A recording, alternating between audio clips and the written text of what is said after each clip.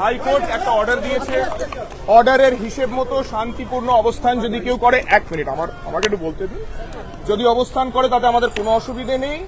আমরা ওনাদেরকে বলেছি আপনারা হাইকোর্টের অর্ডার মেনে অবস্থান করুন, যা করতে চাইছেন সেটা করুন, আপনাদের প্রতিবাদ। কিন্তু কোন রকম ভাবে অর্ধনগ্ন হয়ে, এটা একটা পাবলিক প্লেস, বহু লোক এখান দিয়ে যাতায়াত করে, কোন রকম পাবলিক ডিসেন্সি যদি ভায়োলেট করা হয় সেটা আমরা অ্যাকসেপ্ট করব না। দ্বিতীয় কথা হচ্ছে যে বিকাশ ভবনের কাছে ওনারা এরকম ভাবে এসে অর্ধনগ্ন হয়ে মিছিল করবার কথা বলেছিলেন, সেইটা আমাদের পক্ষে অ্যাকসেপ্ট করা অ্যালাউড নয়।